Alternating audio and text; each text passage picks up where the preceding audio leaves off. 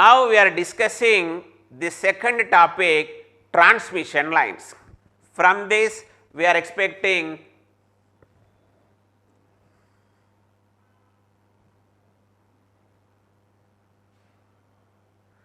From this we are expecting 3 to 4 questions.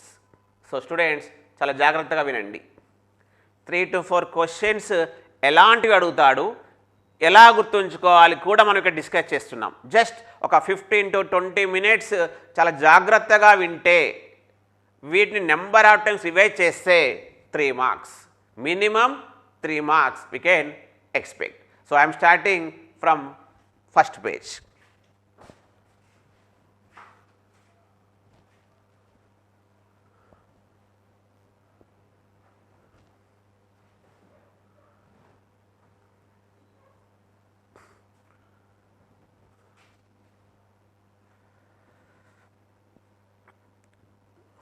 See here, transmission lines.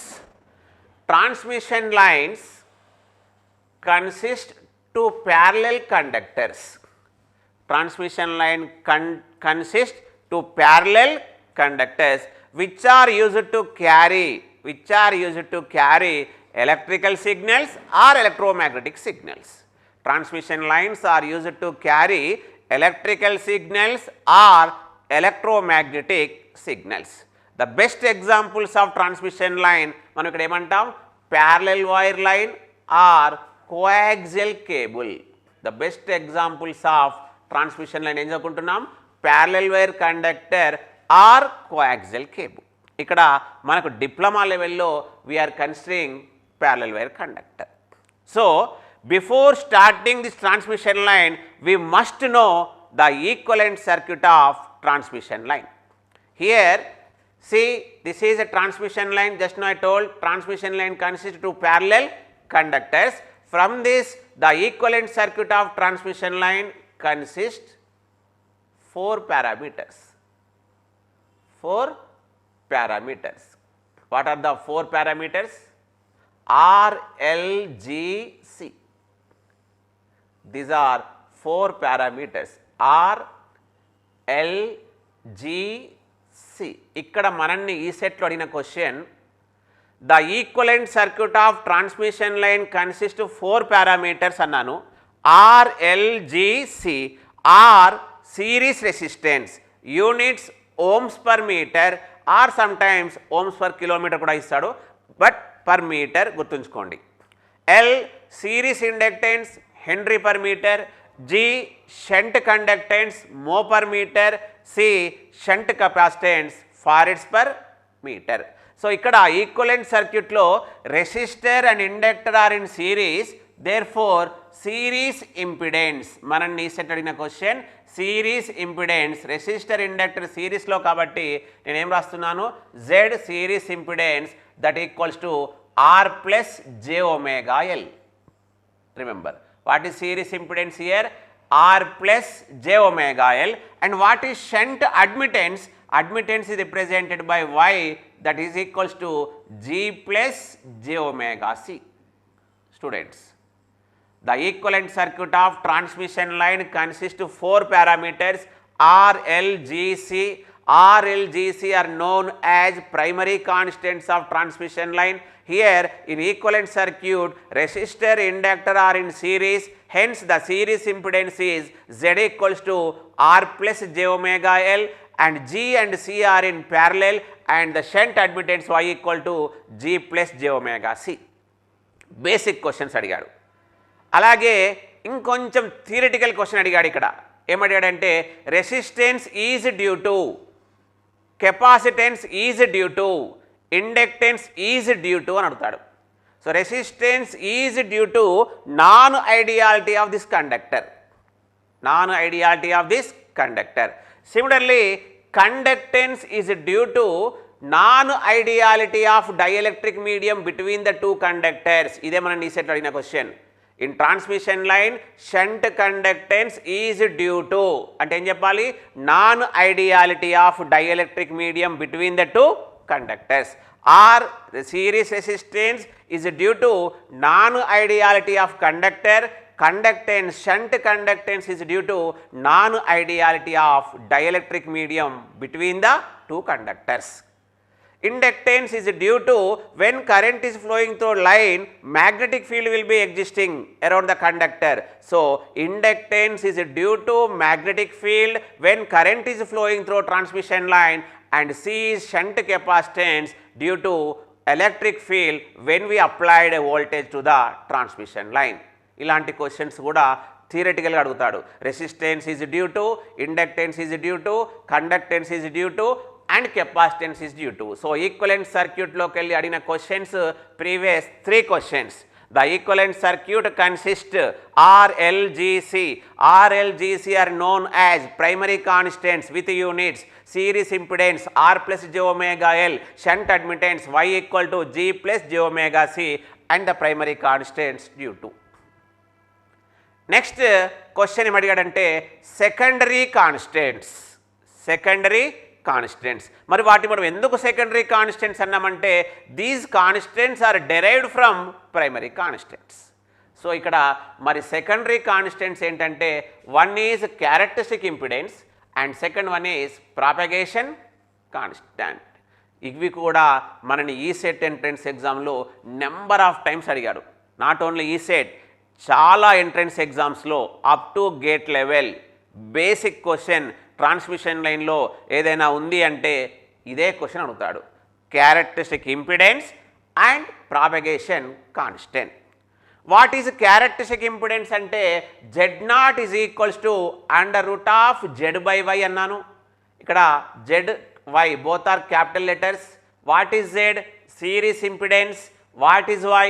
Shunt admittance. Just now I explained series impedance equal to R plus j omega L, shunt admittance equal to G plus j omega C.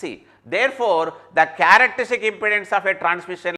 So, characteristic impedance formula em cheppanu √R plus j omega L by G plus j omega C. అలాగే అప్పుడప్పుడు మనని propagation constant కూడా అడిగాడు. Propagation constant gamma equals to √Z into Y. What is Z? Series impedance. What is Y? Shunt admittance.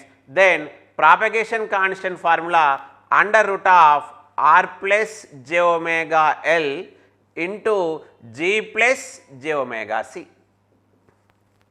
Remember 2 formulas.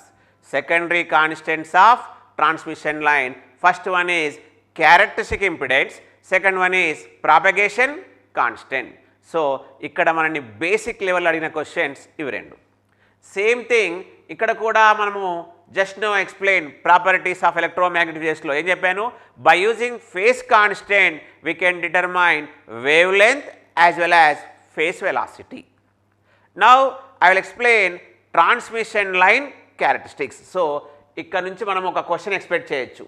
ఏంటి ఆ questions అంటే equivalent సర్క్యూట్లో ఏమేం పారామీటర్స్ ఉంటాయి, ఆ పారామీటర్స్ నేమ్స్ ఏంటి, reason dues due to, resistance is due to, inductance is due to, conductance is due to, capacitance is due to. చాలాసార్లు number of times అడిగిన క్వశ్చన్ ఏంటి? Characteristic impedance formula in terms of primary constant, propagation constant formula in terms of primary constant.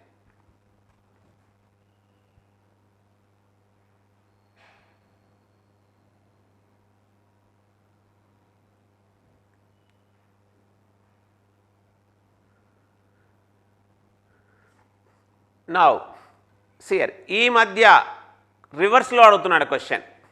అంటే ఇప్పుడే చెప్పాను, ఏం చెప్పాను? Secondary constants Z0 and gamma equations in terms of primary constant. ఈ మధ్య ఎలా అడుగుతున్నాడంటే primary constant equation from secondary constants అంటాడు. అప్పుడు R plus j omega L చూడండి ఎలా రాశారంటే Z0 into gamma. Z0 into gamma. What is Z0? √R plus j omega L by G plus j omega C. What is gamma formula? √R plus j omega L into G plus j omega C. చూడండి రెండు equations. So ఏమవుతుంది, denominator g plus j omega C, numerator g plus j omega C will be cancel. So under root of R plus j omega L into under root of R plus j omega L, square root will be cancel. Therefore R plus j omega L equals to అని అడుగుతాడు question. లేకపోతే ఏం చేస్తున్నాడు, formula అడగకుండా క్వశ్చన్లో secondary constants values ఇస్తాడు. అంటే characteristic impedance equal to something, propagation constant equal to something and the transmission line is operating at particular frequency అని ఇస్తాడు. ఇలాంటి క్వశ్చన్స్లో 100% ఫ్రీక్వెన్సీ వాల్యూ ఇవ్వకుండా ఒమేగా వాల్యూ ఇస్తాడు. జాగ్రత్తగా ఉండండి. ఎందుకు అంటే ఇవి లాస్ట్ ప్రైమరీ కాన్స్టెంట్స్, అప్పుడు ఆర్ వాల్యూ వచ్చేస్తుంది, ఒమేగా వాల్యూ ఇచ్చాడు కాబట్టి ఎల్ వాల్యూ కూడా వస్తుంది. సో ఇట్లాంటి క్వశ్చన్స్ ఈ మధ్య ఎక్కువ అడుగుతున్నాడు. సెకండరీ కాన్స్టెంట్ క్వశ్చన్లో ఇచ్చేసి మనల్ని ఏమడుగుతాడు, ప్రైమరీ కాన్స్టెంట్స్ అడుగుతాడు. మళ్ళీ నువ్వు రూట్లో ఉంది కదా అలా చూడకుండా డైరెక్ట్గా ఈ ఫార్ములా గుర్తుంచుకోండి. R plus J omega L equals to what, Z naught into gamma. Similarly G plus J omega C, G plus J omega C equals to ఏమంటున్నాను, gamma by Z naught, gamma by Z naught. చూడండి gamma అంటే ఏం చెప్పాను, under root of R plus J omega L into G plus J omega C, Z naught అప్పుడు R plus J omega L cancel, G plus J omega C. ఇలాంటి questions మనని ఎగ్జామ్లో అడిగినప్పుడు 3 values ఇస్తాడు. జెడ్ నాట్ వాల్యూ ఇస్తాడు, gamma value ఇస్తాడు and instead of frequency omega value ఇస్తాడు. Frequency అనే వర్డ్ వాడతాడు, బట్ అక్కడ మనం యూనిట్ చూసుకోవాలి. మామూలుగా frequency units hertz, angular frequency units radians per second. ఎప్పుడైతే ఫ్రీక్వెన్సీని రేడియన్స్ పర్ సెకండ్లో మెన్షన్ చేశాడంటే మనం ఏమనుకోవాలి, that is angular frequency omega.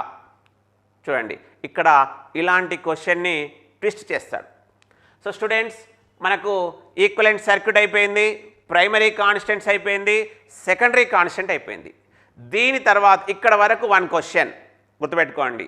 1 question transmission లైన్లో ఏమడుగుతాడు అనగానే నువ్వే చెప్పాలి.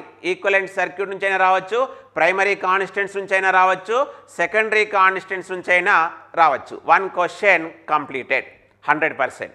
నెక్స్ట్ సెకండ్ క్వశ్చన్ ట్రాన్స్మిషన్ లైన్లో ఏమడుతున్నాడంటే 2 topics, lossless transmission line, distortionless transmission line. ఈ 2 టాపిక్స్ నుంచి మళ్ళీ 100% 1 క్వశ్చన్. సో ఇక్కడ లాస్లెస్ ట్రాన్స్మిషన్ లైన్లో, డిస్టార్షన్లెస్ ట్రాన్స్మిషన్ లైన్లో కండిషన్ అడుగుతాడు. బేసిక్ క్వశ్చన్ ఏమడుగుతాడు, కండిషన్. లేకపోతే ఆ డెఫినేషన్ని థియరిటికల్ క్వశ్చన్ లాగా అడుగుతాడు. సో ఫస్ట్ కండిషన్ గుర్తుంచుకోండి. ఆ కండిషన్ గుర్తుంచుకుంటే మనకు ఆల్రెడీ ఫార్ములాస్ తెలుసు కాబట్టి ఆ ఫార్ములాస్లో సబ్స్టిట్యూట్ చేసేస్తే ఆన్సర్ వచ్చేస్తుంది. Just you remember 2 points 1 mark. Lossless transmission line, distortionless transmission line. Lossless transmission లైన్లో ఏమంటున్నానంటే సియర్